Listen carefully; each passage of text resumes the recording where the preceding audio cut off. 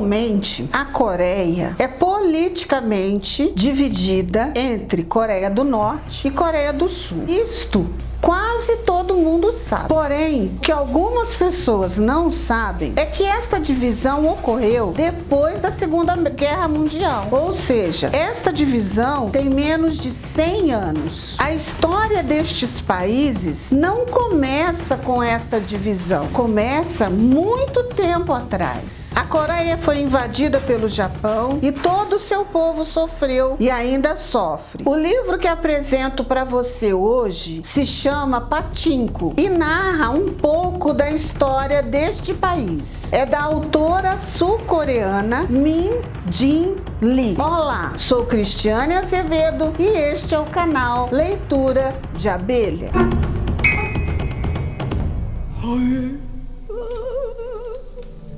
Min Jin Lee é jornalista e escritora, como eu disse, sul-coreana. Nasceu em Seul, porém, atualmente, ela vive no Harlem, nos Estados Unidos. Seu primeiro livro foi publicado em 2007, porém, ainda não foi publicado no Brasil. Se chama Free Food for Millionaires. Foi um sucesso de vendas e indicado entre os 10 melhores da revista Time. Ela já escreveu contos de ficção e não ficção. Pachinko foi publicado 10 anos depois de Free Food for Millionaires e também se tornou um fenômeno mundial. E este ano, uma plataforma de streaming transformou Pachinko em uma série de TV. Do que se trata esse livro? Esse livro é um épico. Ele narra a história de uma família coreana que imigra para o Japão. Muito mais do que isso, ele vai tratar de xenofobia, da situação dos coreanos no Japão e vai cobrir um período longo, entre 1910 e 1989. Abordará momentos históricos, a Coreia sendo ocupada, invadida pelo Japão, as duas guerras, a divisão da Coreia, porém, focará na situação do coreano no Japão, que é considerado um cidadão de segunda classe, mais do que segunda classe, sujo, desordeiro, indesejado. Narrará a história de 4 gerações de uma família coreana que se vê obrigada a viver no Japão. O livro é dividido em 3 partes. Uma que se chama Cidade Natal, compreendida entre 1910 e 1933. Pátria Mãe, compreendida entre 1939 e 1962. E Pachinko, 1962 e 1989. O leitor conhecerá Sunja, filha única de um casal muito humilde que mantém uma hospedaria na região norte da Coreia. Seu pai é um homem trabalhador, porém ele é deficiente físico e idolatra a sua única filha. Ela também idolatra o pai. Aos 16 anos, Sunja se apaixona por um homem misterioso, mais velho do que ela, elegante, bonito, que a resgata de uma situação constrangedora. Ela será seduzida por ele e engravidará. Quando ela conta da gravidez, ele vai ficar muito feliz. Só que ele vai dizer que não vai poder se casar com ela, mas ele vai cuidar dela como se ela fosse uma mulher de conforto, uma amante. Claro que ela não aceita isso. Ela pensa assim: ainda bem que meu pai já morreu, que ele não vai ver que eu passei por essa vergonha. Ela e a mãe, ela vai esconder a gravidez o máximo que ela pode. Só que a mãe vai descobrir e vai ficar muito brava com ela, que ela não revela quem é o pai da criança. Nesse intervalo, a família que mantém uma hospedaria vai receber um hóspede coreano que está indo para o Japão. Ele pretende ir para o Japão, morar com o seu irmão que já está lá. Ele é pastor e vai assumir uma igreja no Japão. Seu nome é Isaac. Ele cai de cama com tuberculose. A mãe da Sunja e a Sunja percebe que ele está doente, reconhece que doença que ele tem, porque o pai da Sunja morreu de tuberculose. Elas vão se dedicar a ele, cuidar dele, até ele se recuperar e poder ir para o Japão. Quando ele se recupera, ele percebe que a Sunja está grávida. Ele chama ela num cantinho, conversa com ela, pede a mão dela em casamento, numa forma de retribuir os cuidados que ele ele recebeu dela. Eles vão se casar e vão para o Japão. Lá no Japão, ela vai conhecer o irmão do Isaac, que se chama Yosef. Vocês vão perceber que o nome dos personagens da família do Isaac são nomes bíblicos, porque a família do Isaac é uma família protestante. Lá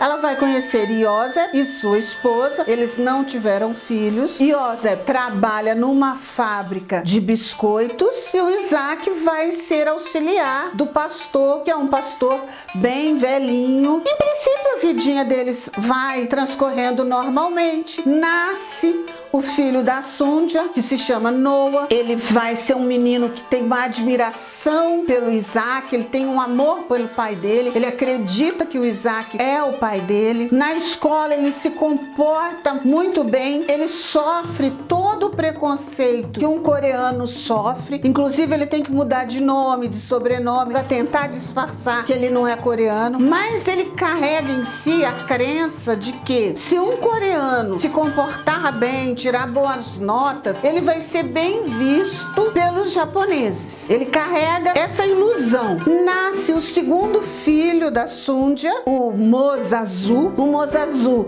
é o oposto do Noah. Ele não se comporta na escola, ele briga. O Mozazu não leva desaforo para casa, ele não tira boas notas, quer dizer, eles são o oposto. Naquela época, o Japão, a religião oficial era o shintoísmo. E o imperador exigia que todas as pessoas, em determinados momentos do dia, frequentassem o templo shintoísta. E se alguém no templo não o fizesse os gestos de adoração shintoísta, eles eram presos. Isaac tá lá no templo, junto com outro pastor que ele auxiliava, um senhorzinho de idade, e tipo um coroinha, um rapaz surdo. E esse rapaz se recusou. Ele falou assim: eu não vou fazer as orações shintoístas. E ele reza o Pai Nosso. Um dos guardas observa que esse moço está rezando o Pai Nosso e ele leva todo mundo preso. Leva o Isaac preso, esse moço preso, o pastor mais velho preso, e não tem salvação. Isaac vai ficar preso por bastante tempo, as crianças vão ficar sem o pai, a vida ali da família deles vai ficar mais difícil ainda, porque já era difícil, porque no Japão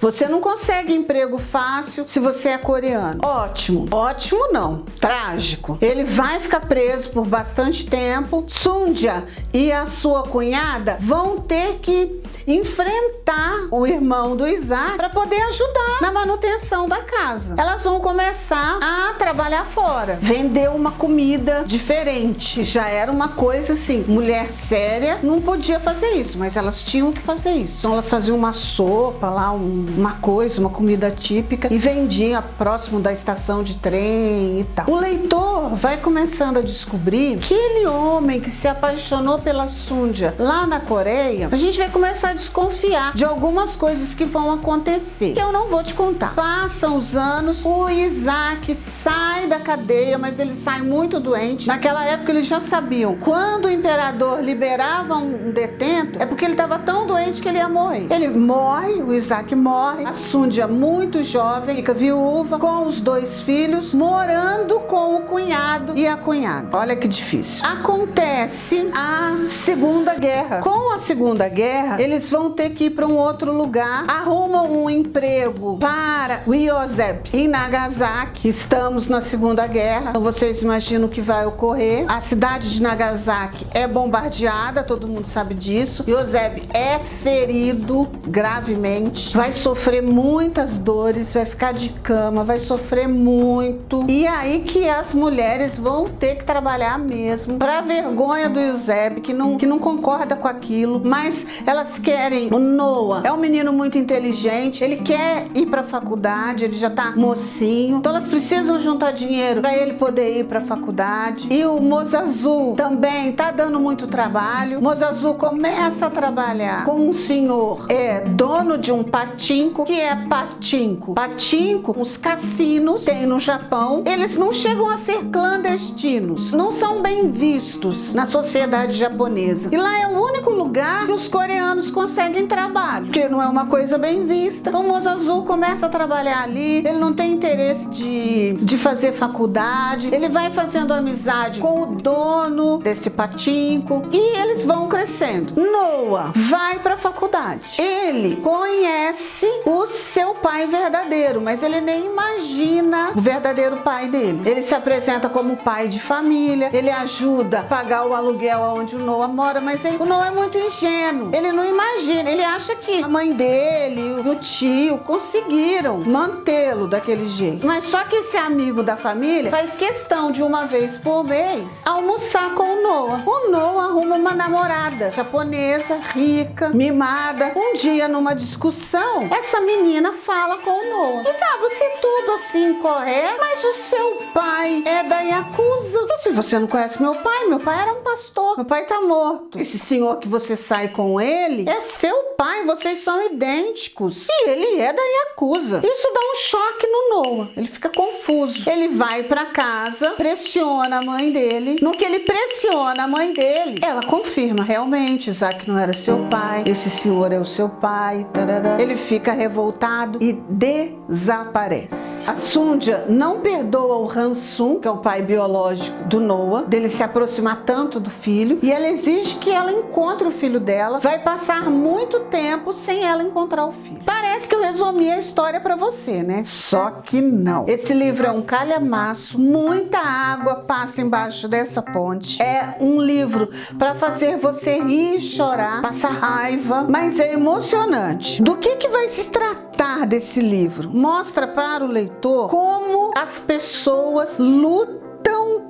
para sobreviver, especialmente os imigrantes coreanos no Japão. Como que um imigrante sofre para conseguir trabalho, vencer as barreiras sociais, a barreira do idioma, a barreira cultural, a barreira dos preconceitos, que nós brasileiros também consideramos os estrangeiros pessoas de segunda classe. E muitos brasileiros são filhos de japoneses. A gente considera como japonês e não considera como brasileiro. Depois que eu li esse livro, toda vez que eu passo por um semáforo e eu vejo um imigrante com aquele cartaz dizendo sou venezuelano, sou boliviano, eu me lembro desse livro e penso assim, o quanto que essas pessoas estão sofrendo para você ser obrigada a fugir do seu país, ir para um país estranho. Você tem que está sofrendo muito. Esse livro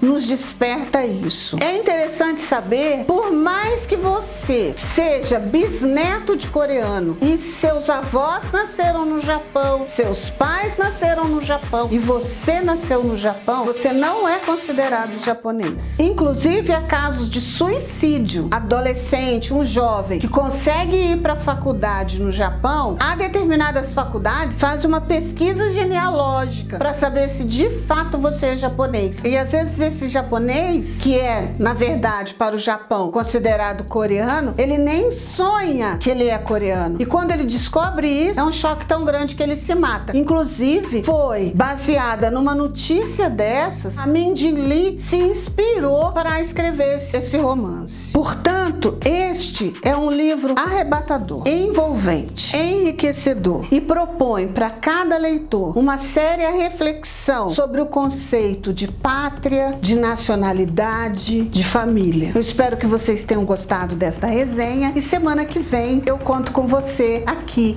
no canal Leitura de Abelha. Tchau!